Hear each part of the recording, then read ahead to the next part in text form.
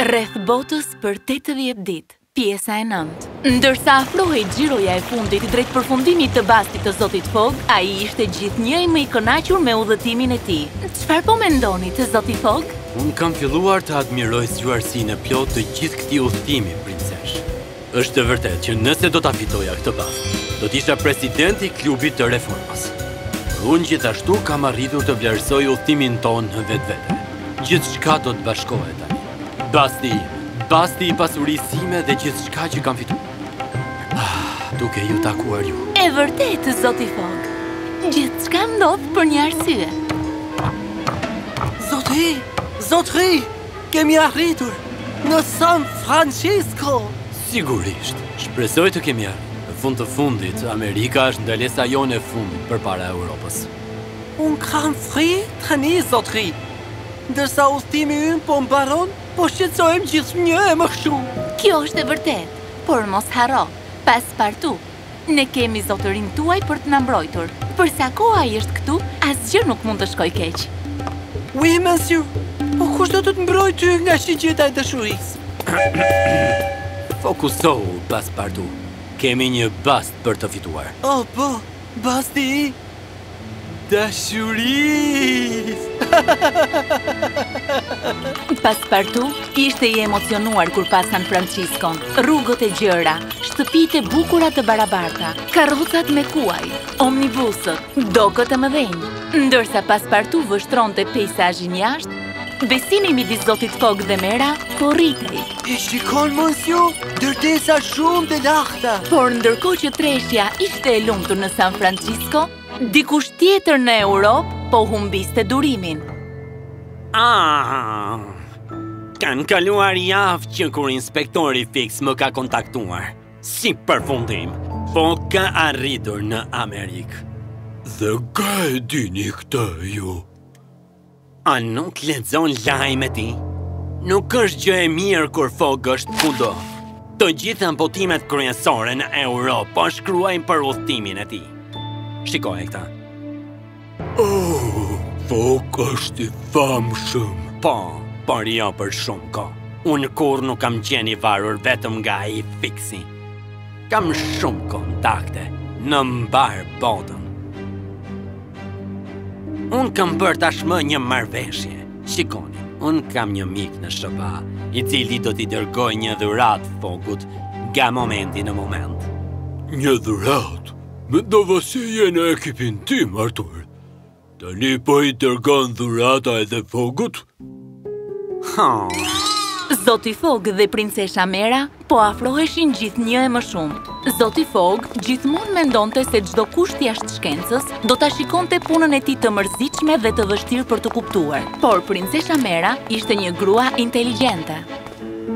As Fogg. Po, të lutem. Si e dini emrin tim ju? Unë kam një pako për ju, zotëri. Një dhuratë. Një pako për mua? Këtu? E po, zotëri, ju jeni i famshëm. Njerëzit po vendosin baste për udhëtimin. Një bast? Mbi një bast? Ky është një bast i dyfisht, monsieur. Po, ashtu është. Ky është një byrek shumë i veçantë, i cili gjendet vetëm në San Francisco. Nuk jemi të sigurt se kur do të ktheheni përsëri. Prandaj ju lutem na nderoni dhe pranojeni dhuratën tonë. Zoti Fogg ka qenë gjithmonë kundra për të pranuar dhurata nga të huajt. Shumë mirë, zotëri. Unë do ta pranoj këtë byrek dhe do ta ha kur të ndihem pak i uritur. Nëse nuk e keni problem. Shikoni, ne sapo kemi ngrënë treg. Nga atje, njeriu i çuditshëm bëri menjëherë një telefonat në Europë. Shqiponja ka zbritur. Shqiponja? Jo, ishte një byrek që duhej të jepje, jo një shqiponjë. Një byrek që do ta bëj Foggun të humpas ndjenjat për 48 orë të mira. Ai do të jetë në Europë në një kohë të shkurtër dhe ne duhet ta ndalojmë atë të përfundojë bastin e tij. Për çfarë shqiponje e ke fjalën dhe ku ka zbritur dhe pse po ma thua mua këtë? Ti nuk ke fare tru, tubi. E pas ke shijuar byrekun, më duket. Zotëri, kjo është vetëm një thënie. Dua të them që byreku ka rënë në duart e Phileas Fogg. Kjo do të thotë se shqiponja është byreku dhe duart e Foggut janë degët ku ka zbritur. Oh, shumë mirë. Miro pafshim, Tobi. Monsieur, jam I rritur dhe sigurisht që mund të hap pak byrek, si thua. Duhet të jemi të kujdesshëm paspartu. Është më mirë të mos bëjmë asnjë gabim derisa të arrijmë në Europë. Avulloria për Europë është ankoruar. Duhet të nisemi. Por paspartu nuk po e dëgjonte. Uria e kishte mposhtur. E po? Nuk do të bëjmë ndonjë gabim nëse hap vetëm pak byrek. Zoti Fogg, ku shkoi paspartu? Avulloria për në Europë do të niset pas pak. Unë jam këshilltari I kësaj avullorie dhe nuk do të shkoj askund pa njeriu e madh të Francës. Monsieur Fogg, duhet të them që je një njeri I nderuar. Me siguri duhet I thuash princeshës Mera se je I dashuruar me të.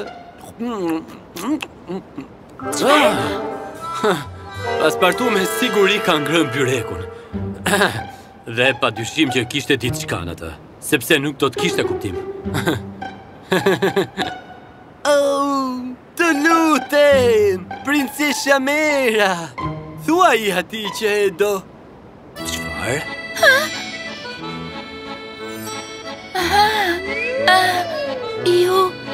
Ju nuk po ndjeni asgjë?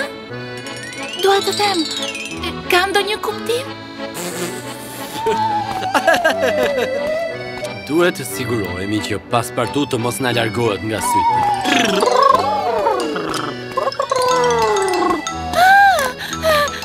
Kjo do të jetë pak e vështirë, zoti Fogg. Unë do të sundoj botën! Oh, mos e bëni këtë. Nuk mund të kem njerëz që na ndjekin përsëri. Hëpra, mjaft. Edhe 8 orë për të përfunduar ditën e 80. Në errësirën e qiejve të Europës, vapori u ankorua në dokun e Liverpoolit. Paspartu, I cili tani ishte kthjelluar, zbriti nga vapori me princeshën dhe zotin Fogg, të cilët ishin dorë për dorë. Zhurma që kishte bërë Paspartu, vetëm sa I kishte bërë ata të pranonin dashurinë, por problemet e tyre nuk kishin përfunduar. Arrestojeni! Monsieur! Zoti Fogg! Ti hajtut, më në fund të gjeta! Keni menduar se mund t'i shmangeni kthetrave të ligjit, a? Si guxon të flasësh me zotin Fogg në atë mënyrë? Ne jemi men si tim! Mos e mundoni të na ndaloni. Ai duhet të arrijë në Londër për 8 orë që të përfundoj bastin e tij. Bla, bla, bla, bla. Mjaft me gënjeshtra. Të gjithë jeni bashkëpunëtor të kësaj. Dhe unë në emër të mbretreshës, po ju arrestoj edhe ju të dyve. Ju po bëni një gabim. Ju lutem ejani me mua në Londër dhe do ta shihni vetë. Tashmë kam udhëtuar pothuajse në përbot për të kapur, zoti Fogg. Nuk do t'i ha më gënjeshtrat e tua. Zoti Fogg, Paspartu dhe princesha u futën në burgun anglez. Diçka që nuk mund të imagjinohej kurrë sapo kishte ndodhur.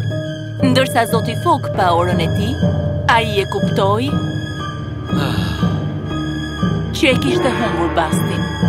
Monsieur, jam I sigurt se ky është një komplot kundër jush. Nuk ka më rëndësi, Paspartu.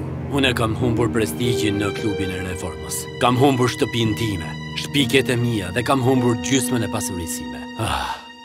Në ditën 81, herët në mëngjes, inspektori Fix ju afrua zotit Fogg tek qelia. Më duket se kam bërë një gabim. Sapo u kap hajduti I bankës së Londrës. Më vjen shumë keq, zoti Phileas Fogg. Nuk kam çfarë të të them, inspektor. Ti u verbove nga zemrimi yt ndaj meje. Jeni ju përgjegjës për detyrën tuaj tani, jo unë. Dhe sa po dolën nga burgu, princesha Mera kuptoi diçka. Paspartu, më trego orën tënde. Po, ora juaj është prapa. Jo, princesh, sa herë duhet ta përsëris këtë? Kjo është një orë shumë e vjetër dhe... Nuk dua të them këtë, zoti Fogg. Paspartu nuk e rregulloi asnjëherë orën e tij sipas orarit ndërkombëtar. Kështu që ora e tij është ende në kohën e Londrës dhe sipas mendimit tim, ne jemi ende në ditën e 80. Dhe çfarë do të thotë kjo, princesh? Kjo do të thotë se ne kishim arritur në Liverpool në ditën e 79, sipas kohës e Londrës. Unë kam rregulluar orën time gjatë gjithë kohës dhe duhet të kem humbur disa orë. Sot nuk është dita e 81, është e 80-ta. Pra kemi ende 8 orë për të arritur në Londër deri në orën 3. Paspartu nuk kuptoi asnjë fjalë nga ato që po thuheshin, por ai kuptoi që... Pra, ora ime është e sakt? Oh, Paspartu, le të shkojmë. Do t'ju tregoj rrugës. Në Londër, klubi i reformës ishte plot me njerëz që prisnin që Zoti Fogg të kthehej ose të mos kthehej.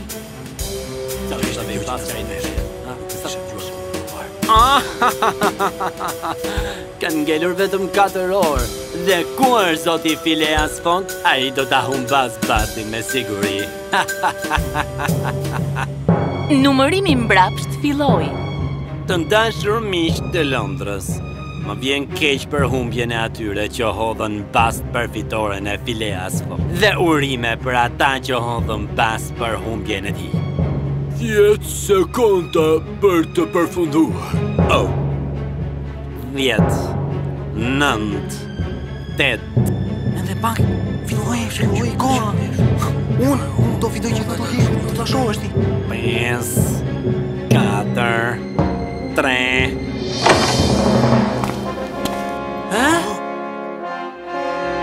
Dhe 1.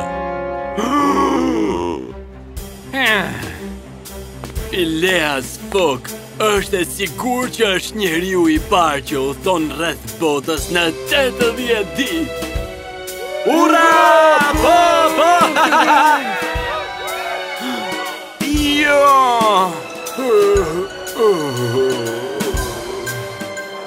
Londra ishte emocionuar. Historia ishte shkruar. Një burr kishte udhëtuar nëpër botë për 80 ditë. Phileas Fogg u prit me emocion, krenari dhe lot gëzimi.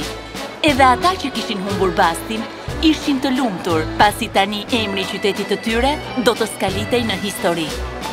Phileas, oh, djali im, e janë dhe sini fondin që ju takon. Phileas Fogg u bë presidenti klubit të reformës me njëherë. Dhe sapo të gjithë morën vesh për planet e liga të Arturit dhe Greenwichit, atyre ju kërkua të largoheshin nga klubi. Phileas Fogg me kalimin e kohës ndryshoi mënyrën se si duhej të dukej klubi. Investitorët në mbar botën filluan të investojnë për shpikjet e klubit, duke treguar besim tek Phileas Fogg. Phileas Fogg kishte një familje të re tani. Ai i mbante gjithmonë miqtë dhe partneren e tij afër dhe u bë i suksesshëm. Rreth botës në 80 ditë mori fund, por udhëtimi aventuresk dhe fantastik i jetës së Phileas Fogg sapo kishte filluar.